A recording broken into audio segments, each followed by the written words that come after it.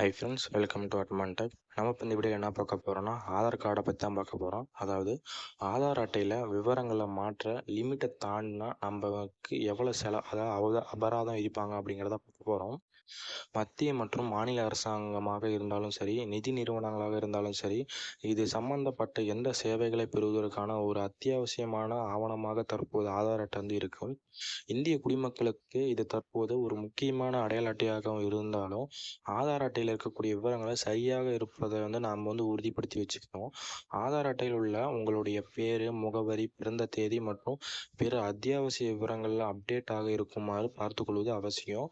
வழக்கத்திற்கு மாறாக அதிகப்படியான மாற்றங்களை ஆதார் அட்டையில் செய்வதால் உங்களுக்கு கூடுதல் செலவுகள் ஆகலாம் என்று யூனிக் ஐடென்டிஃபிகேஷன் வந்து அத்தாரிட்டி ஆஃப் இந்தியாவும் சொல்லியிருக்காங்க. அதாவது உதவியிலேருந்து சொல்லியிருக்காங்க.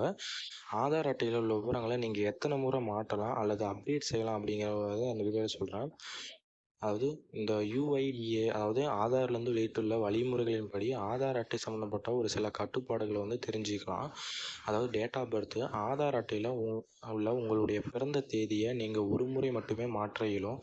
மேலும் ஆதார் அட்டை வாங்கும் பொழுது அசலாக பதிவு செய்யப்பட்ட பிறந்த தேதியிலிருந்து அதிகபட்சமாக 3 வருடங்கள் முன்னரே அல்லது பின்னரோ வந்து அனுமதிக்கப்படலாம் அப்படின்னு சொல்லியிருக்காங்க.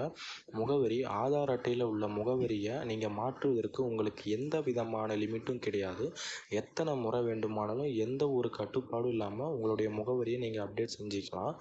பெயர் பார்த்தீங்க அப்படின்னா, ஆதார் அட்டை வைத்திருப்பவர் வந்து தன்னுடைய பெயரை அதிகபட்சமாக 2 முறை மட்டுமே மாற்ற முடியும் அப்படின்னு சொல்லியிருக்காங்க. அதாவது அதே மாதிரி பாலினமும் விதிமுறைகளின்படி ஒருவர் பாலின விவரங்களை ஒரு முறை மட்டுமே அப்டேட் செய்ய முடியும். இதுக்கு மேலே வந்து அவங்களால மாற்ற முடியாது. இதுக்கு செலவுகள் கம்மி தான். புகைப்படங்கள் பார்த்திங்கன்னா, யூசர்கள் வந்து தங்களுடைய புகைப்படத்தை எந்த ஒரு லிமிட்டும் இல்லாமல் நீங்கள் அது இது மாற்றலாம். ஆனால் ஒவ்வொரு தடவை மாற்றும் போதும் உங்களுக்கான அமௌண்ட்டை நீங்கள் பே பண்ணால் மட்டும்தான் அவங்களால வந்து மாற்ற முடியும். அதாவது நீங்கள் இந்த லிமிட்டை எல்லாமே நீங்கள் வந்து மீறிட்டீங்க அப்படின்னா, அதாவது கொடுக்கப்பட்டுள்ள நான் உங்களுக்கு ப்ரீவியஸ் சொன்ன இந்த இதெல்லாம் நீங்கள் மீறிட்டீங்க அப்படின்னா, உங்களுக்கு அனுமதிக்கப்பட்ட எண்ணிக்கையை விட அதிகமான முறை உங்களுடைய பெயர், பாலினம் அல்லது பிறந்த தேதியை நீங்கள் அப்டேட் செய்ய வேண்டுமெனா நீங்கள் எக்ஸப்ஷன் ஹேண்ட்லிங்கில், அதாவது என்று அழைக்கப்படும் ஒரு சிறப்பு செயல்முறை வந்து பின்பற்ற வேண்டும் அப்படின்னு சொல்லுவாங்க. அதாவது எக்ஸப்ஷன் ஹேண்ட்லிங் ப்ரொசீஜர் அப்படின்னு சொல்கிறாங்க.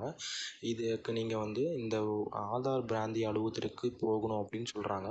ஒரு நினைவூட்டலாக தங்களது ஆதார் அட்டையில் உள்ள விவரங்களை ஒருவர் அப்டேட் செய்வதற்கான கடைசி தேதி ஜூன் 14, 2004 வரை நீட்டிக்கப்பட்டுள்ளது. இதற்கு முன்பு இதற்கான கடைசி தேதி மார்ச் 14, 2004 வரை வழங்கப்பட்டது.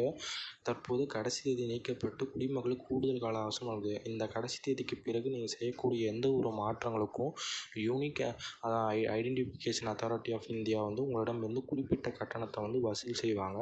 விவரங்கள் அப்டேட் செய்வதற்கு ஒருவர் ஆதார் வெப்சைட்டுக்கு போகணும்.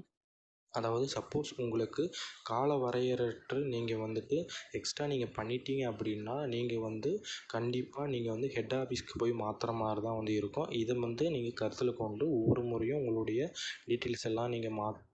ஓகேவா? நீங்கள் ஒவ்வொரு தடவை மாற்றும் போது நீங்கள் வந்து பேமெண்ட் பண்ணி தான் பண்ணணும். இதுதான் அதிக செலவாகும். ஓகேவா?